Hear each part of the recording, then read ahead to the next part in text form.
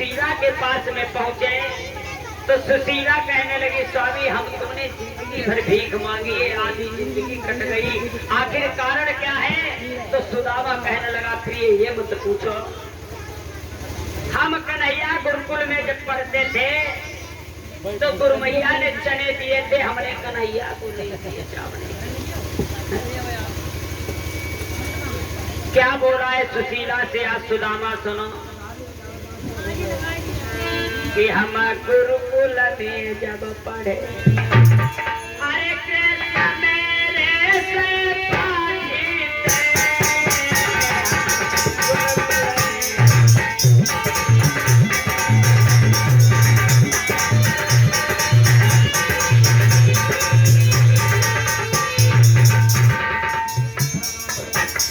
अरे एक दिना की बात सुना गुरु मैया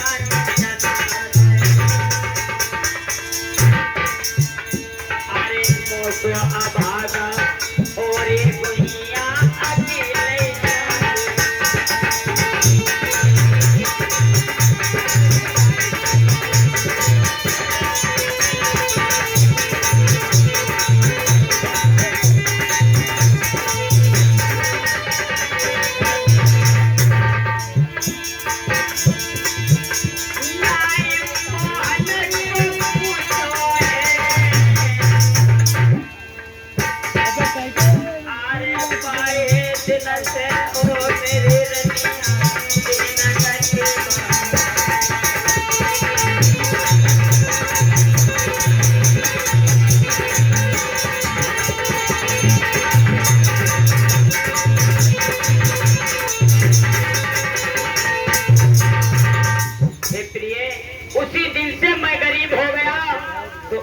सुशीला कहने लगी, स्वामी तुमने बहुत बड़ी गलती की, मित्र के साथ में कभी चोरी नहीं करनी चाहिए, तुम ऐसा करो भगवान कन्हैया के पास जाओ। सुदामा कहने लगे, चुप्पा बैठे रहो, कन्हैया के पास जाएं, वे हमें कोठिया भर देंगे, अब थोड़ी जिंदगी रह गई, मड़ैया में काट लो और का।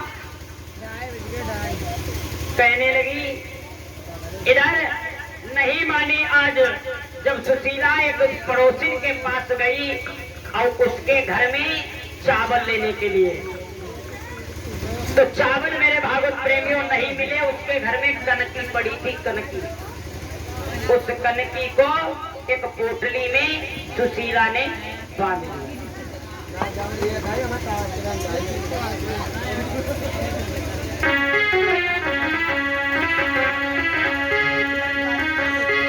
उस कनकी को लेकर के आज सुशीला सुदामा के पास में पहुंची।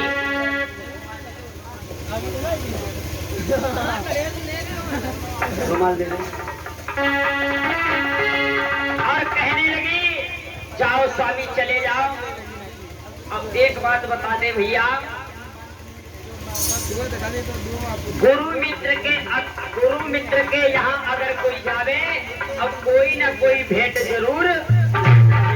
गुरु मित्र के अगर यहाँ जाते हैं आप कुछ ना कुछ लेकर के जरूर जाएं। इसलिए सुदामा ने कहा हमारे पास कुछ नहीं ले जाने के लिए, तो थोड़े चावल ही ला करके सुशीला ने दिए। और क्या बोली है सुदामा से, सुनो स्वामी। अरे कहे भाविन भरमार चले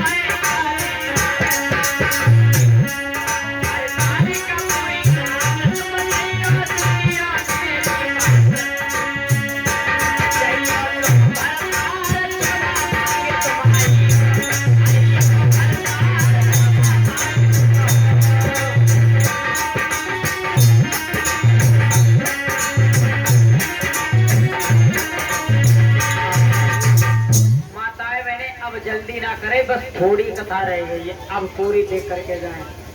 बस 5 मिनट और बैठे रहे। इधर सुशीला और हाँ परीक्षित का मोक्ष अवश्य करवा करके जाए। परीक्षित का जब तक उद्धार नहीं होगा तब तक बेड़ा पार नहीं होगा। हा? अभी परीक्षित का उद्धार भी बाकी है। इधर सुशीला को छोड़ करके सुदामा सीधे कहाँ पहुंचे? द्वारिकापुरी में। अब मेरे भैया वहां द्वारिकापुरी में पहरेदार खड़े, पहरेदारों के सामने सुदामा पहुंच गए।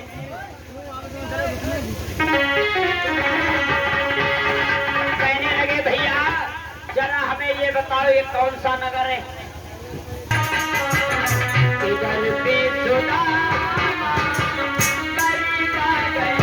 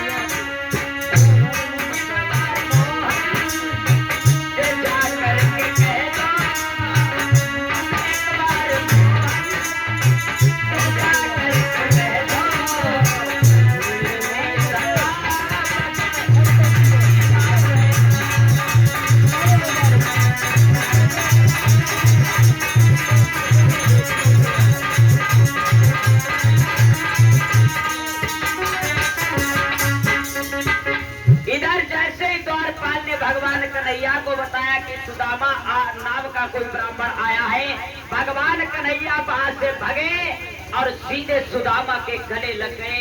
अपने मित्र को जैसे ही देखा बड़े खुश हुए। अब इतना तो नहीं बता सकते कि सुदामा और कन्हैया में सबसे पहले कौन विदा। सुदामा को आसन पे बिठाया भगवान कन्हैया ने।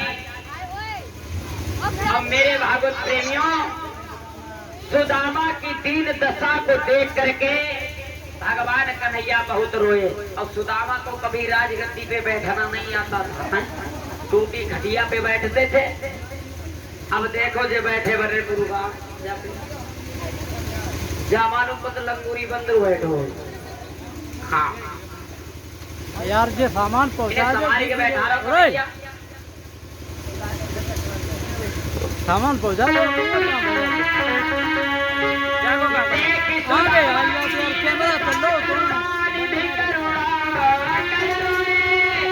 चल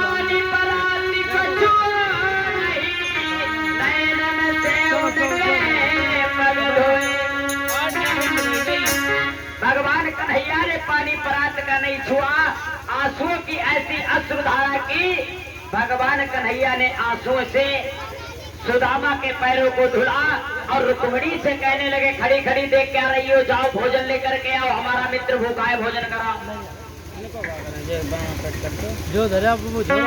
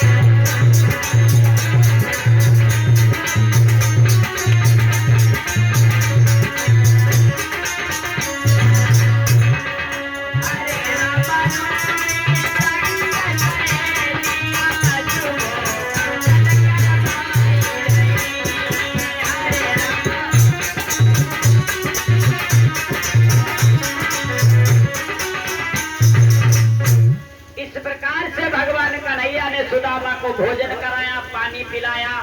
सुदामा ने विश्राम किया। सुबेरा जब हुआ तब सुदामा कन्हैया से कहने लगे, भैया कन्हैया ऐसो है लल्ला, देखो तुम्हारी भाभी है अकेले। हाँ,